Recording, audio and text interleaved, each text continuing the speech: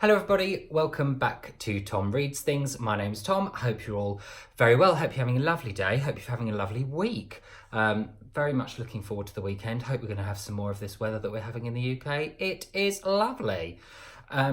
So first of all, I just wanted to say hello to any new subscribers that I might have. Booktube legend and generally good egg, Simon Savage, gave me a bit of a shout out on his last video. Not his last video, other one from last one. 2 videos ago, that's what I meant. Which was lovely of him. So thank you so much for that, Simon. Hello to anyone who has joined, who has subscribed since then. This is not my usual background. I usually film my videos in my dining room. However, I might change it to here because it's quite a nice background. So yes, the reason I'm filming in my living room instead of my dining room is because my other half, Mark, is making me dinner and it's very noisy. Hurry up and make my dinner, I'm hungry! So what I thought I would do is I would do a kind of like catch-up video, a bit of a favourites video, a bit of an introduction to myself for any new subscribers that I've got, just a bit of a general kind of video really, nothing in particular. So for any new subscribers, yes, as I said, my name's Tom. I live in the UK. I live in Cambridgeshire in the UK, and I like to read books. That's about it really. I live with my other half, Mark, and our 2 dogs who you will see in some of my other videos. I have a Cocker Spaniel, English Cocker Spaniel called Sally, and I have a Golden Labrador / Retriever called Harry, and they are my world. They make infrequent appearances in my video, so if you watch any of my future videos, I'm sure you'll see them soon. One of them may be making an appearance later in this video. Very exciting. So I thought I would talk about some of the things I've been really enjoying recently, and one of the things that I have been enjoying recently is the city of London. So I spent a week working in London recently.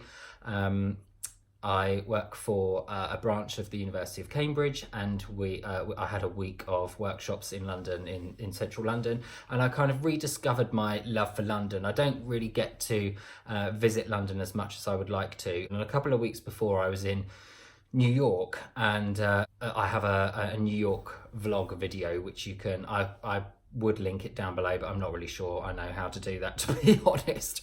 But yeah, so I will, if you fancy going and seeing what I got up to in New York, go and have a look for my New York vlog video. But yeah, so recently I went to New York, and then I spent a week in New York and spent a week in London, and it was really, really nice to spend that week in London, even though it was kind of quite pressured and it was for work. It kind of made me realise the contrast between New York and London. New York is the cityiest city you will ever go to.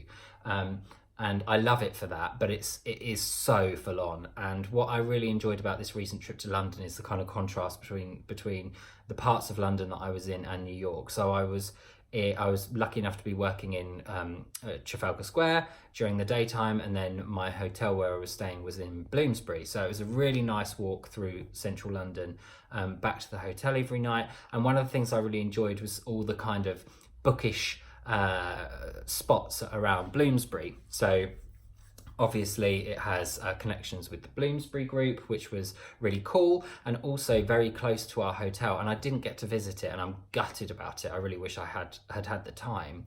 Was the Charles Dickens Museum on Doughty Street. So I really want to go there. If you've been there, let me know what you think, and kind of how long you need to look around it, because I was kind of thinking, oh, should I pop in? And I really only had like half an hour, and I really don't want my first visit to the Charles Dickens Museum, to his former home, to be like, you know, half an hour. That's a bit rubbish, isn't it? So yeah, let me know if you've been there before. Also, I just opposite the British Museum was an antiquarian booksellers called Jarndyce, and I loved that kind of Dickens connection. I took a video of it. I took a picture of it and put it on my Instagram.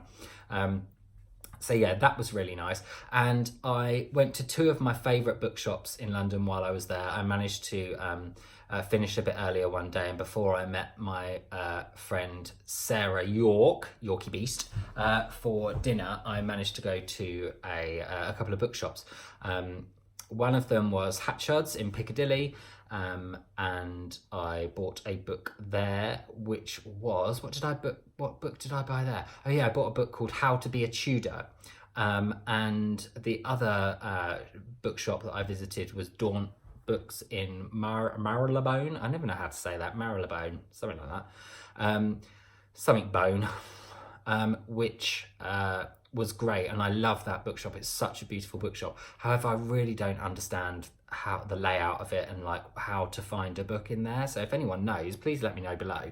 And the book I bought there was Now We Shall Be, I think it's called Now We Shall Be Entirely Free. I'm going to do a video coming up where I haul those two books along with some others, so I'll talk about those in a bit more detail in a future video. Another thing that I've been really enjoying recently is this book. So it's Once Upon a River by Diane Setterfield. Now, this is the first time I've read any of her work, and Katie at Books and Things did a kind of video about her work, and this is the first book of hers that I'm reading, and it is brilliant. It's so good. I think it's set in Victorian times, probably the late Victorian times, and it follows the story of a community that live along a river, and it all kind of starts one night, and it centres around the Swan Inn, which is an inn which is known locally for its storytelling. And one night all of the locals are kind of gathered around the fire listening to storytelling, and then all of a sudden the door bursts open and there is a man standing there soaking wet from the rain in the river, holding a girl who appears to be dead. And the kind of story goes on from there and talks about, where has this girl come from, who is she, and her interactions with and her relationship with all of the different kind of families and kind of people belonging to that community along the river. And I only have about 100 pages left of it, and it's really kind of gripping me. I'm really enjoying it. So yeah, very excited about this. Where did I get this? Oh yes, I got it off the internet. Didn't get it from bookshops. Not very exciting. So yeah, it's quite long. I mean, it's like, well, it's not that long. It's like 400 pages, but it's massive. It's like a massive book. It's like proper solid. And I've only got a little, you can see up there, my bookshelves are running out. It's so big, I might not be able to fit it in. I have to remove some of the other ones from up there. So yes, Diane Setterfield, Once Upon a River. I've been really enjoying that. Can't wait to finish it and bore you all more with what I thought of it, really. Another thing which I have to mention, which is happening at the moment, today in fact, it's a very special day in our household. If you wait just there 1 minute, I'll go and get the thing that makes it so special.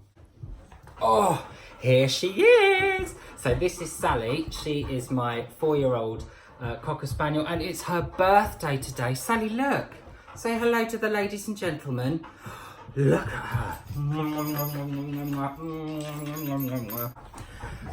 I love her so much, but she hates me. She's just run to the door because she can't bear to be around me. The huffing and puffing you can hear is my golden retriever Labrador, Harry. Come on. Come on. Here he is. He's massive. Oh, I love you too. I love you too, but it's not your birthday for another 2 weeks. Right, come on, down you go. You can go and see Daddy in the kitchen. Oh, they've gone. Okay, so yeah, it's Sally's birthday today. She's 4, and Harry's going to be 6 in 2 weeks. So it's very exciting. I have a bit of a weird relationship with Sally. So me and Harry, like, he is my dog. Like, I am obsessed with him. He is my boy. He's my best friend. I absolutely adore him. Sally, I'm completely in love with as well, but she really could not be fussed with me at all. She's not interested. She's just not interested. She's obsessed with Mark, my other half, which is really annoying because I'm the one that wanted her. I'm the one that was like, I want a Cocker Spaniel. And so I convinced him that we should get her. And she's just so not fussed about me. Like, if we're out for a walk and she's on the lead, and I'm walking her, she will like cry and jump up at Mark until I give the lead to him. It's very upsetting for me, very upsetting. So yeah, that's that. It's that little diva's birthday today. Happy birthday, Sally! So another thing that I've been really enjoying recently is all your wonderful videos on the Women's Prize. So I've only been reading really properly for the last kind of 2 years. So I've only really been following the Women's Prize for that long, really. And I haven't ever managed to read all of the books that have been shortlisted, let alone longlisted on each prize. So I think 2 years ago, I read The Mermaid and Mrs. Hancock by Imogen Hermes Gower, which was shortlisted, and that is probably my favourite book of all time, maybe joint with The Binding, by Bridget Collins. And I was so into it. I was watching it live on the Twitters, and I was so into it. This year I read only one book again, which was My Sister the Serial Killer, which I really, really loved. Although it was short and sharp, it had so much depth to it. What I really enjoyed about that book, and I've spoken about it in one of my wrap-ups before, but what I really enjoyed about that book was that you learnt so much about these two girls, these two sisters. Obviously one is a murderess and the other is kind of her sister who's helping to cover for her. And you kind of just brush the surface about their past and kind of maybe why they're like that and the kind of abuse that they may have suffered in the past.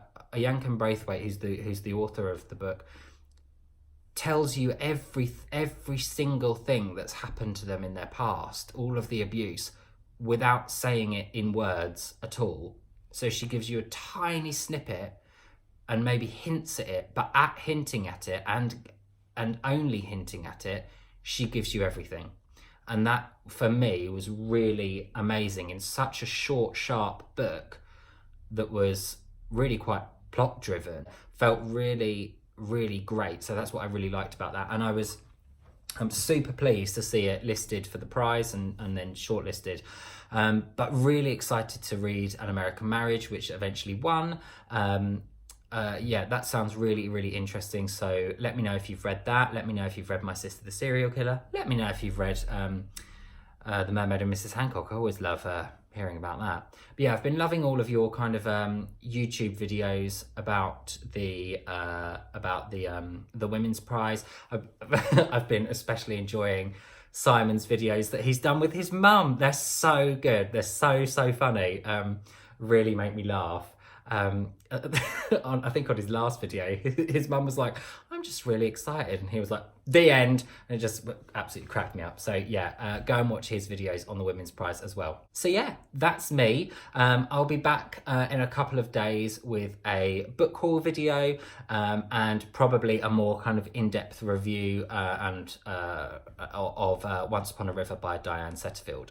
So yeah, thank you very much for joining me, and I will see you soon. Bye. I love you so much.